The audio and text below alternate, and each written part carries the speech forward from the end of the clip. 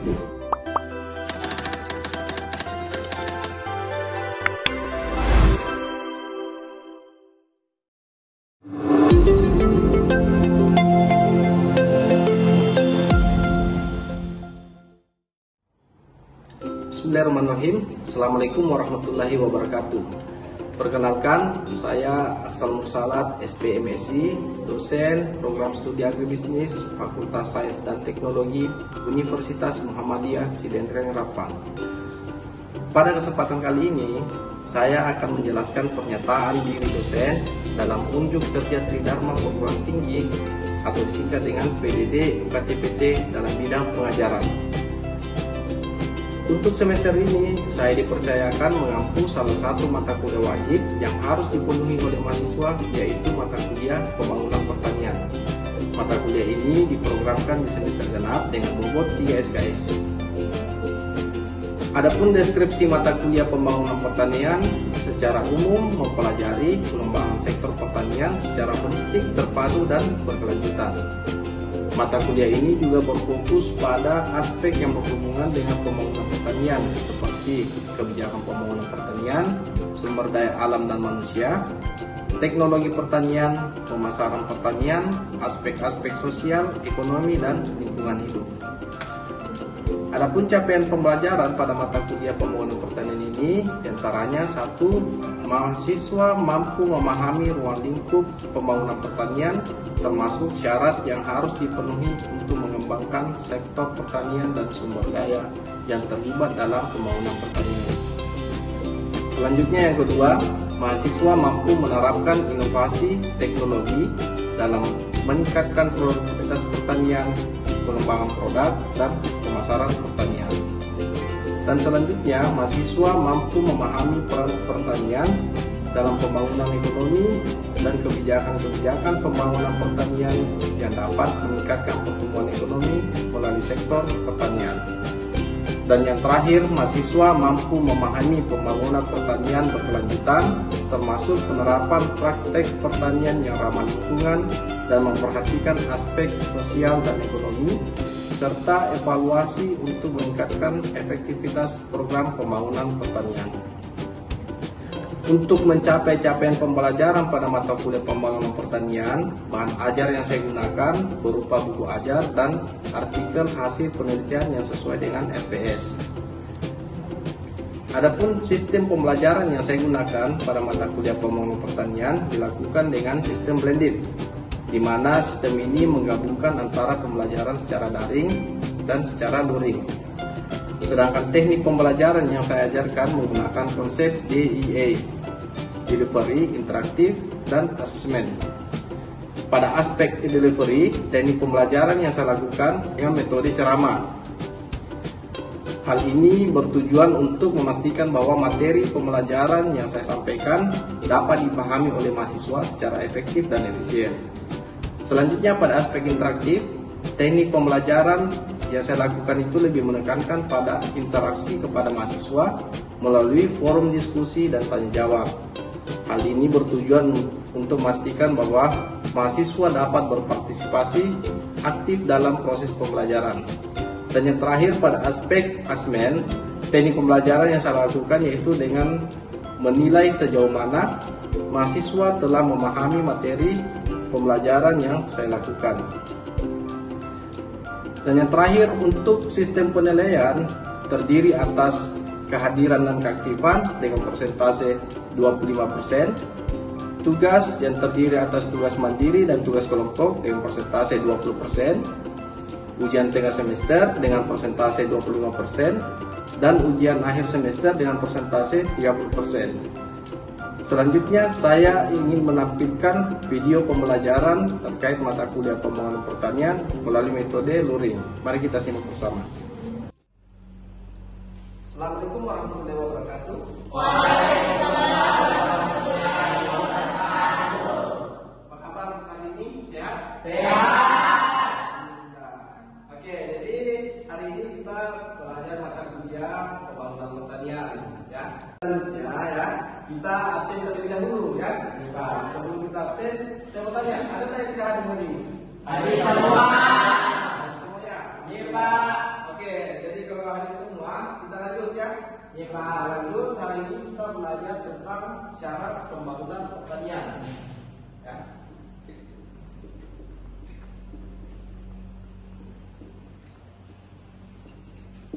Oke, namun sebelum kita masuk ke pertemuan ke materi syarat pembangunan pertanian, ya. Nah, saya mau tanya dulu, saya mau refleksi kembali dulu untuk pertemuan sebelumnya, ya.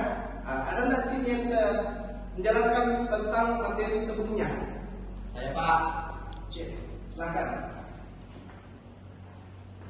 Baik, pada pertemuan yang lalu kita belajar tentang pembangunan pertanian.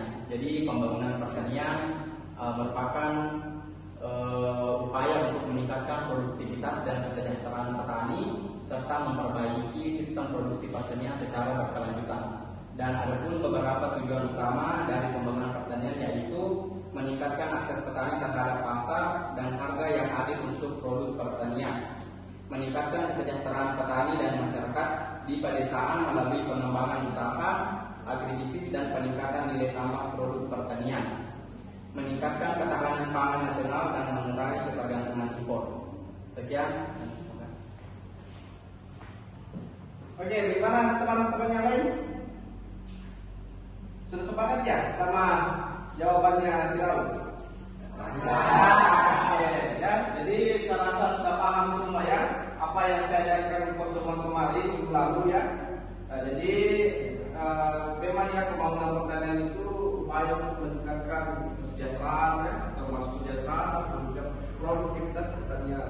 Jadi itu inti dari bagaimana caranya pembangunan pertanian itu sendiri ya. Oke, jadi untuk sekarang ini kita membahas tentang syarat pembangunan pertanian ya. Nah, jadi satu deskripsi dalam pertemuan materi hari ini ya. Yang pertama itu materi ini berfokus pada syarat pembangunan pertanian yang meliputi syarat pokok dan syarat pelancar ya. Jadi itu fokus utama kita dalam syarat pembangunan pertanian ini. Adapun capaian nanti pada saat setelah selesai penelitian kita ini, yaitu mahasiswa nanti diharapkan bisa memahami tentang syarat pokok dan syarat pelancar pembangunan pertanian. Ya, jadi itu yang bisa kita capai untuk materi yang akan kita ajarkan hari ini. Oke, kita masuk ya selanjutnya.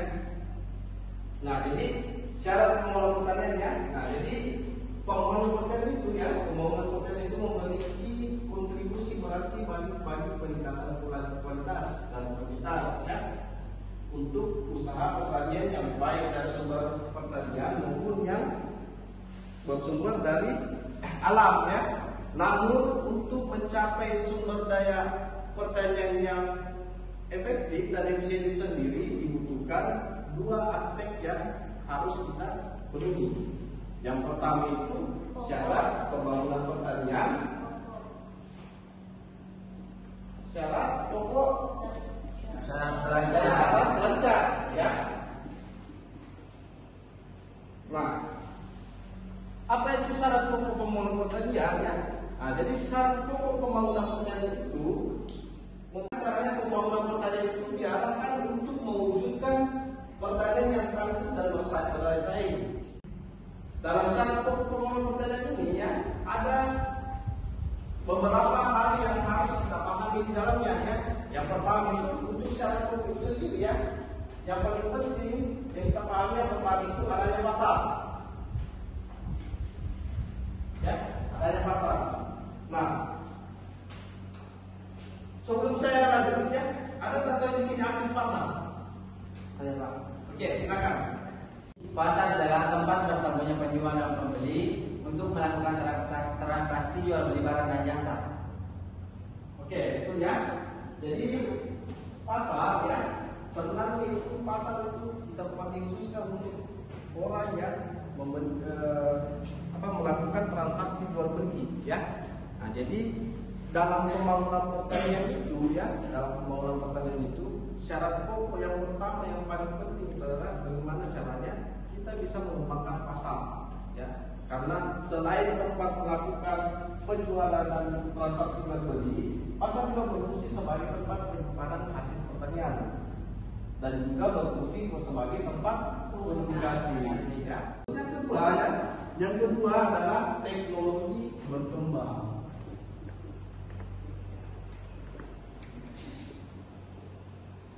Nah, teknologi berkembangnya. Nah, teknologi pertanian yang dimaksud di sini adalah cara atau metode yang digunakan untuk mengolah input pertaniannya agar dapat menghasilkan output secara efisien dan efektif dalam bentuk produk mentah, produk setengah jadi atau produk olahan yang siap pakai. Ya.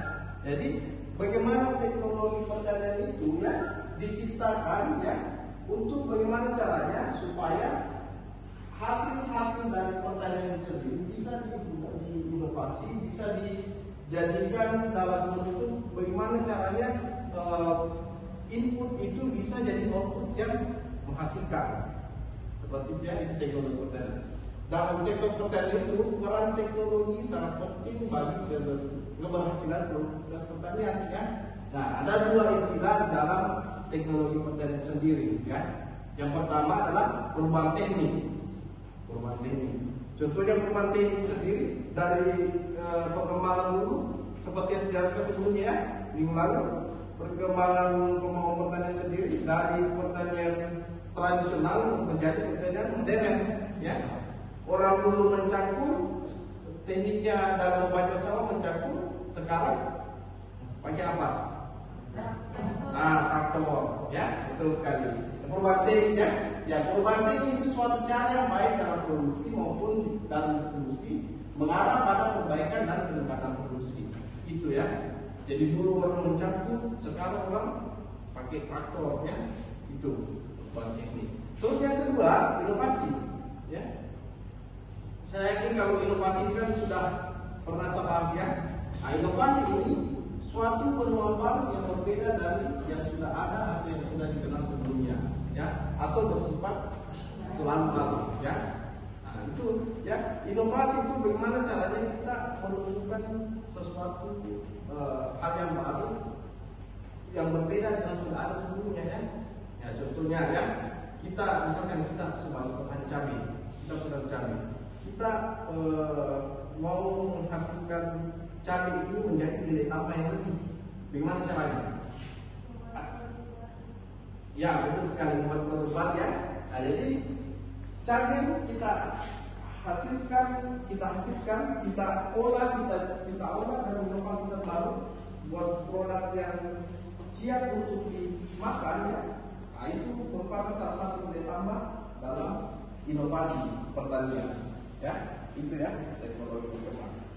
Selanjutnya tersedia sarana produksi.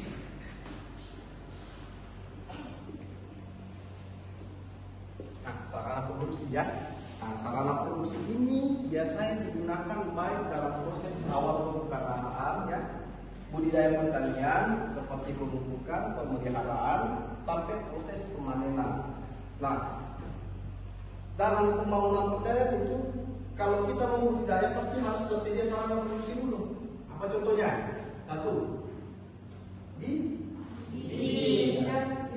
ya. Kita harus menyiapkan bibit dulu, harus ada tersedia di, misalkan kita berada di desa, harus ada bibit yang kita mau tanam di desa itu sendiri, ya, seperti itu.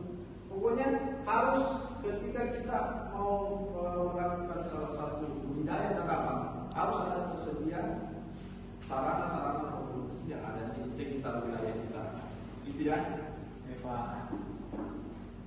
Dan selanjutnya perasaan produksi bagi pertanian.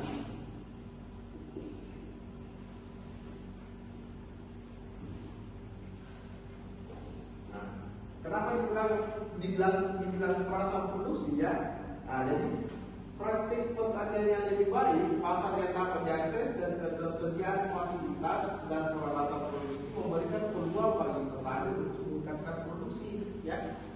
Jadi untuk meningkatkan produksi pertanian itu kita gunakan perasaan. Maksudnya perasaan di sini bagaimana caranya supaya petani lebih termotivasi lagi dalam melakukan aktivitas usaha tani. Contohnya, barang petani kita arahkan, kita berikan insentifnya, kita berikan insentif kepada petani yang mau melakukan budidaya tanaman organik. Ya. lakukan insentif pada petani yang aktif dalam kelompok tani. Insentifnya itu berupa subsidi apa segala macamnya seperti itu. Itulah perangsang-perangsang produksi dan pertanian. Dan yang selanjutnya adalah kondisi yang terakhir ini adalah pengangkutan transportasi. Ya. Kenapa pengangkutan dan transportasi penting? Karena pertanian itu saluran distribusi yang paling pentingnya. Bagaimana caranya hasil dari pertanian ini bisa sampai ke tangan konsumen melalui jalur transportasi, betul ya? Jadi ini sarana transportasi itu diperlukan untuk memperlancar proses distribusi hasil produksi dari petani ke konsumen seperti itu. Ya. Nah itulah 5 syarat pokok yang harus kita pahami di dalam pembangunan pertanian. Ya. Yang pertama dari pasar, ya.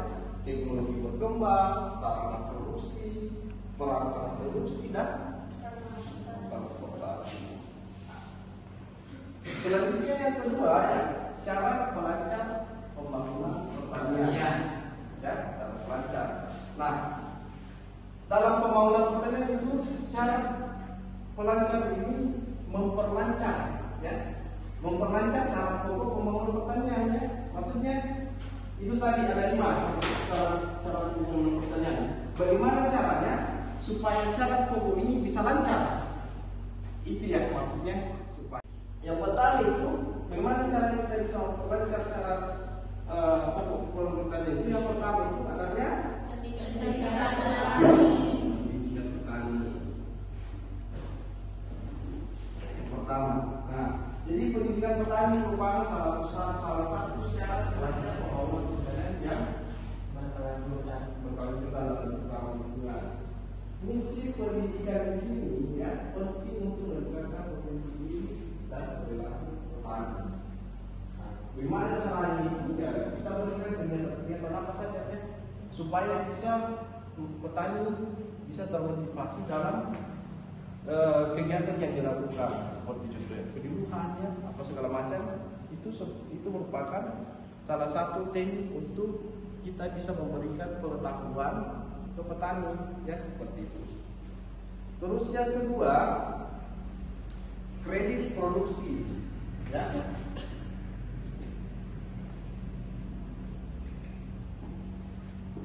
Nah, terkadang petani kan memang kesulitan dalam hal biaya ya. Nah, untuk itu dalam kredit produksi ini dimaknai sebagai pemberian pinjaman, ya, pemberian pinjaman sejumlah uang kepada petani untuk dimanfaatkan dalam memberi input produksi. Input produksi itu seperti sarana produksi yang saya jelaskan tadi sebelumnya.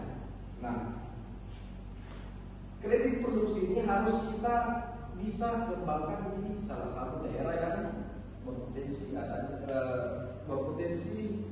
sektor pertanian tinggi, ya. Karena kenapa? Biasanya kan petani kesulitan dalam hal pembelian sarana produksi, yang segala pun beli pupuk apa ya. Nah itulah kita dalam pembangunan pertanian itu harus adanya kita menggunakan lagi itu di mana kredit produksi kita kebersamaan petani, ya.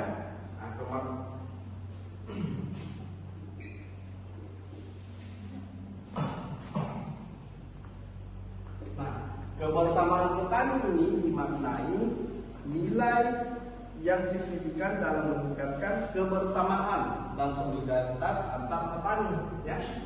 Apa contohnya? Contohnya itu kita membentuk petani dengan diadakan kelompok tani, misalkan. Kita membentuk petani dengan digabungkan antar kelompok lagi, jadi gabungan kelompok tani. Itu merupakan salah satu peningkatan kebersamaan petani, ya. Dan selanjutnya adalah perbaikan dan perluasan lahan.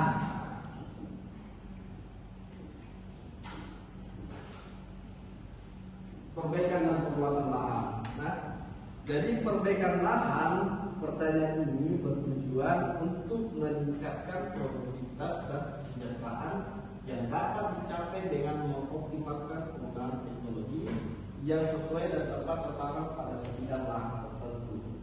Nah, bagaimana caranya perbaikan lahan ini? Lahan misalkan lahan yang kecil saja, kalau kita perbaikan lahan dengan optimal sebagus mungkin, lahan kecil itu bisa menghasilkan produk pertanian yang tinggi. Seperti itu ya. Pokoknya perbaikan lahan sendiri harus bisa dicapai dengan mengoptimalkan teknologi dan bisa meningkatkan lagi penggunaan teknologi itu dalam yang bisa mencapai lahan-lahan yang produktif, ya seperti itu.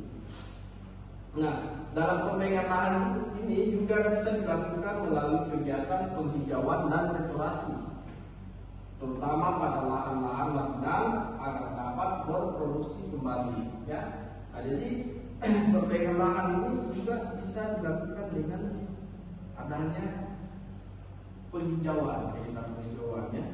Misalkan ada lahan yang sudah tidak produktif, ya kita bisa lakukan dengan penghijauan, ya seperti itu. Oke, lanjut ya. Dan yang terakhir, perencanaan pembangunan pertanian.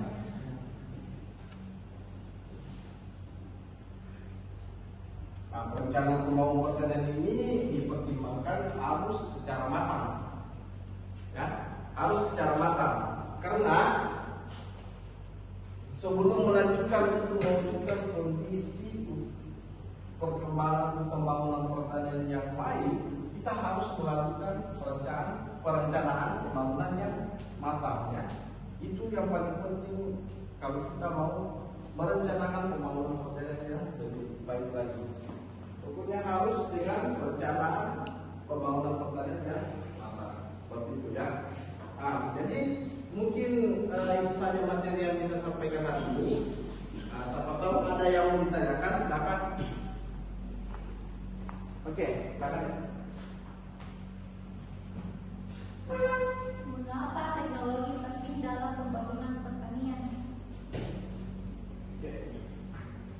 Oke ya, jadi pertanyaannya Krisna tadi, mengapa pembangunan pertanian teknologi penting dalam pembangunan pertanian ya? Nah, sebelum saya jawab, ada tak di sini yang bisa menjelaskan?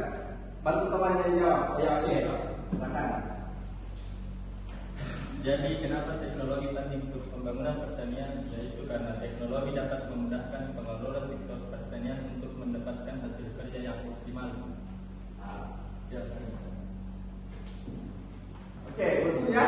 Jadi mengapa teknologi penting dalam pembangunan pertanian? Seperti yang dikatakan Zuli tadi, teknologi itu sangat penting ya dalam pembangunan pertanian, karena inti dari pembangunan pertanian itu meningkatkan produktivitas. Sedangkan kalau kita masukkan teknologi dalam pembangunan pertanian itu, kita bisa mencapai tingkat produktivitas yang lebih baik.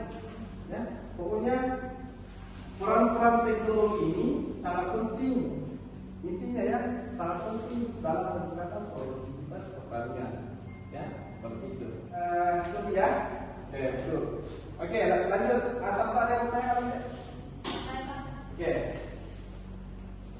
Dan dalam syarat kelancaran pembangunan pertanian ada namanya pendidikan pertanian. Nah, pertanyaan saya yaitu bagaimana cara meningkatkan potensi diri petani melalui program-program pendidikan. Oke, baik ya. Potensi diri petani melalui program pendidikan. Bagaimana caranya ya?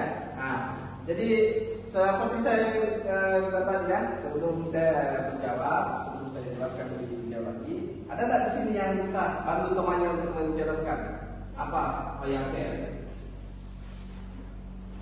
Baik.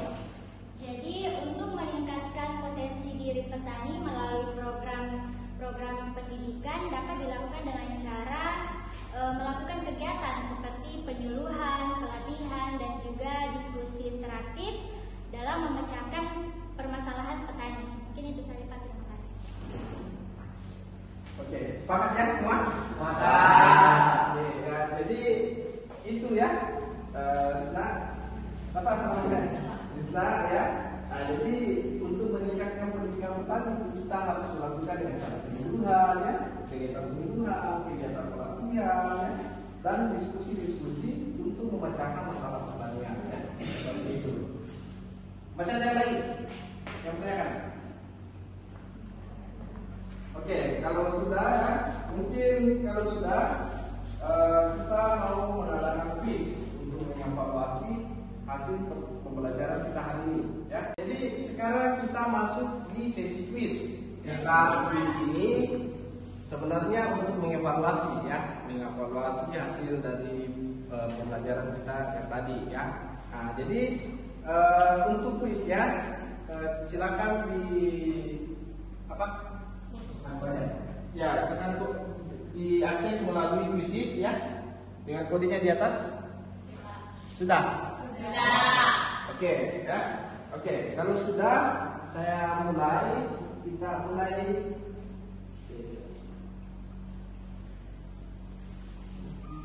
Oke, kita mulai.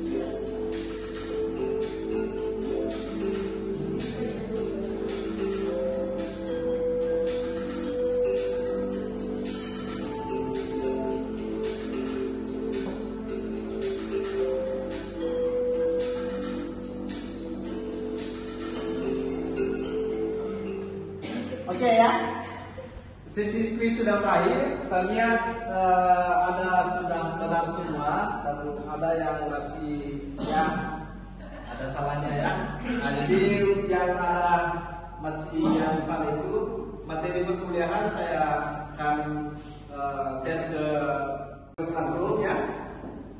Saya akan bagi untuk belajar ulang di rumah ya. Dan yang benar semua ya. Kita beri aplaus dulu.